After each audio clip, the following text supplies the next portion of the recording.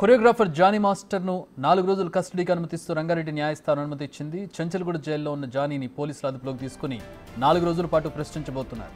రేపు ఉదయం నుంచి విచారణ ప్రారంభం కానున్నట్టుగా తెలుస్తోంది.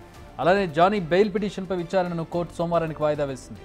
3rd డిగ్రీ ప్రయోగించొద్దని, అవసరమైతే న్యాయవాది సమక్షంలో విచారించాలని న్యాయస్థానం ఆదేశించింది.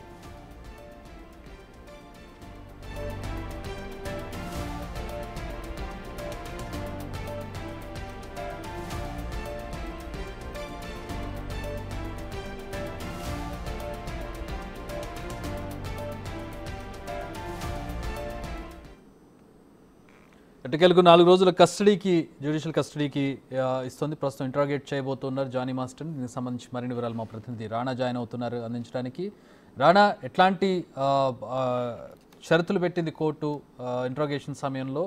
అలాగే జానీ మాస్టర్కి సంబంధించి న్యాయవాది సమక్షంలో అవసరమైతే విచారించాలి, ఆ ఆప్షన్ ఏమైనా కనపడుతుందా? దాన్ని ఇంప్లిమెంట్ చేసే అవకాశం ఉందా?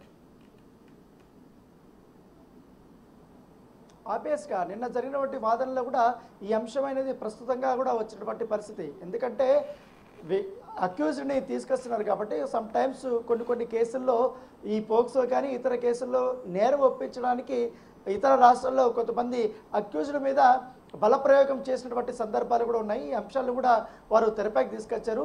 సో అవసరమైతే 3rd డిగ్రీ కానీ అట్లాంటివి ఏమీ చేయొద్దండి, ఖచ్చితంగా కూడా వీడియో తీస్తూనే అక్కడ ఒక లాయర్ను కూడా పెట్టుకునే కొన్ని కండిషన్స్ అయితే పెట్టినటువంటి నేపథ్యం అయితే కనపడుతుంది.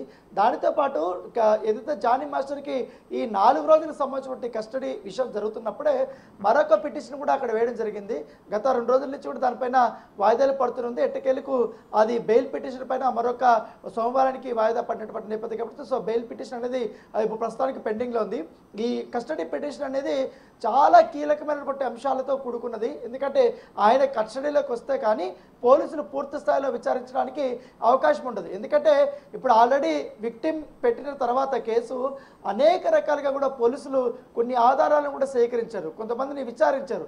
వారి నుంచి సేకరించినటువంటి స్టేట్మెంట్ల ఆధారంగా చేసుకుని రేపటి నుంచి జానీ మాస్టర్ని విచారించాల్సినటువంటి అవసరం ఉంది. ఎందుకంటే కొన్ని నిజాలు కూడా వారు పైకి తీసుకురావాల్సినటువంటి అవసరం కూడా ఉంటుంది కాబట్టి సో ఈ కేసులో జానీ మాస్టర్ పాత్ర అనేది చాలా కీలకంగా ఉన్నారు. దానితో పాటు జానీ మాస్టర్ సంబంధించిన ఇతర అసిస్టెంట్లు కూడా ఇప్పటికే క్వశ్చన్ చేసినట్టుగా తెలిసింది. గతంలో పనిచేసినటువంటి మోయిన్ ఇప్పుడు జానీ మాస్టర్కి గత కొంతకాలంగా వ్యతిరేకంగా మాట్లాడుతున్నాడు కాబట్టి అతను చెప్పడం వల్ల నేను కూడా కేసు పెట్టడానికి రెడీ అనేసి కూడా విక్టిమ్ కూడా చెప్పిన నేపథ్యంలో అతను ఆ రోజు ముంబైలో ఏం జరిగినప్పుడు అతను ఉన్నాడు కాబట్టి అతను ఎలాంటి స్టేట్మెంట్ ఇస్తాడనేది కూడా ఒక ఆసక్తికరమైనటువంటి పరిణామం.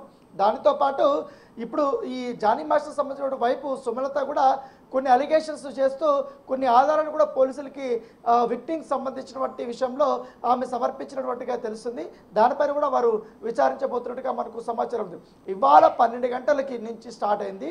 28వ తారీఖు 4 గంటల వరకు కూడా ఆయన్ని కస్టడీలోకి తీసుకుని విచారించుకోవచ్చు అనేసి కూడా కోర్టు డైరెక్షన్ ఇచ్చినటువంటి నేపథ్యం అయితే కనపడుతుంది. కంపల్సరీ కోర్టు ఇచ్చినటువంటి డైరెక్షన్స్ మస్ట్ అండ్ షుడ్గా పోలీసులు పాటించాలని కూడా కోర్టు ఆదేశించడం జరిగింది. ఎందుకంటే ఈ 3rd డిగ్రీ అనేది ఉండదు. యాజ్ యూజువల్ ప్రకారం ఇలాంటి కేసుల్లో ఆబ్వియస్గా మనం వీడియోలన్నీ కూడా తీసుకుంటారు కాబట్టి పోలీసులు కూడా ఈ ఇంట్రాగేషన్ జరిగేటప్పుడు విచారణ జరిగేటప్పుడు మస్ట్ అండ్ షుడ్గా వాళ్ళు ప్రికాషన్స్ అనేది తీసుకుంటారు. సో ఆయన సెలబ్రిటీ కాబట్టి ఇప్పుడు ఆల్రెడీ రిమాండ్ కాపీలో పలుకున్నట్టుగా ఆయన తప్పును ఒప్పుకున్నాడనేసి కూడా రాశారన్నటువంటి నేపథ్యంలో ఆయన అఫీషియల్గా దాంట్లో ఒప్పుకుంటాడా లేదా వీళ్ళు అడిగినటువంటి క్వశ్చన్స్కి ఎంతవరకు సమాధానం చెప్తాడనే దానిపై కూడా ఒక ఆసక్తికరమైనటువంటి పరిణామం. సో రేపు 10 గంటల నుంచి ఆయన్ని కస్టడీలోకి తీసుకోబోతున్నారు. ఎందుకంటే ఆల్రెడీ ఇప్పుడు ఆర్డర్ కాపీ రావడానికి సమయం పట్టింది. ఇప్పుడు ఆర్డర్ కాపీ తీసుకొని చెంచల్గూడకి వెళ్ళాలి, అక్కడ మళ్ళీ కాసేపు వెయిట్ చేసి వాళ్ళకి జైలర్కి ఇచ్చి తర్వాత ఆయన్ని తీసుకొని ప్రధానంగా ఎట్లాంటి ఆరోపణలు ఎదుర్కొంటున్నారు జానీ మాస్టర్? ఏ కోణాల్లో అతన్ని ప్రశ్నించే అవకాశం ఉంది? అంటే మెయిన్ ఎందుకంటే సినిమా ఇండస్ట్రీలో లైంగిక వేధింపులు అనేది కామను, అవన్నీ అలిగేషన్స్ చేస్తుంటారు కాదు. కాకపోతే జానీ మాస్టర్ కేసులో పోక్స్ అనేది చాలా ఇంపార్టెంట్. సో ఇప్పుడు అదే ప్రధానంగా పోలీసులు కూడా తీసుకున్నారు.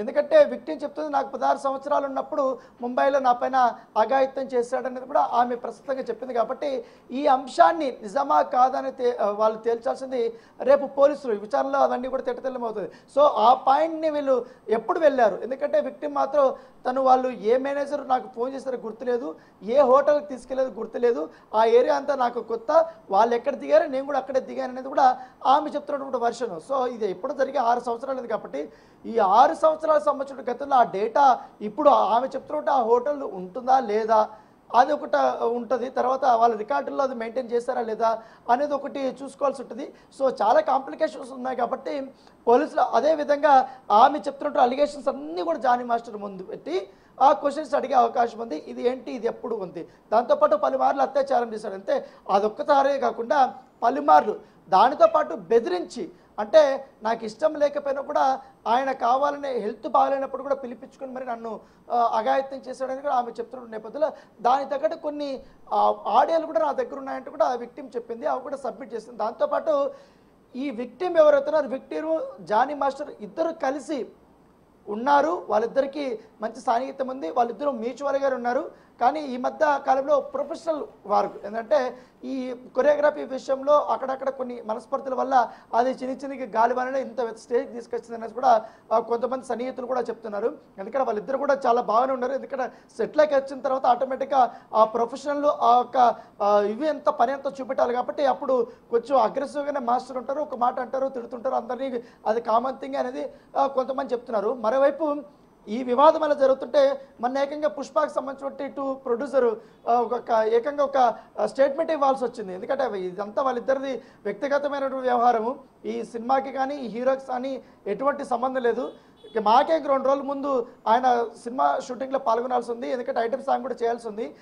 అంతలోపల ఇది జరిగిపోయింది అనేసి కూడా ఆయన కూడా చెప్పినటువంటి నేపథ్యం కాబట్టి సో ఈ కేసు వచ్చినప్పటి నుంచి ఎన్ని ట్విస్టులు జరిగాయంటే ట్విస్ట్ మీద ట్విస్టులు. ఎందుకంటే ఒక హీరో మీదకి వెళ్ళింది, తర్వాత ఒక ప్రొడ్యూసర్ ఆమెకు హెల్ప్ చేస్తున్నాడని వచ్చింది, తర్వాత పొలిటికల్ యాంగిల్లోకి వెళ్ళింది, తర్వాత లవ్ జిహాద్కి వెళ్ళింది, తర్వాత అనేక రకాలుగా తిరుక్కొని ఇప్పుడు ఫైనల్గా కస్టడీ విచారణకి ఆయన ఎదుర్కోబోతున్నాడు. ఈ కస్టడీ విచారణలో అన్ని అనుమానాలు తేటతెల్లమయ్యే అవకాశాలు కనపడుతున్నాయి. Chakri, all right, thanks for the updates Rana.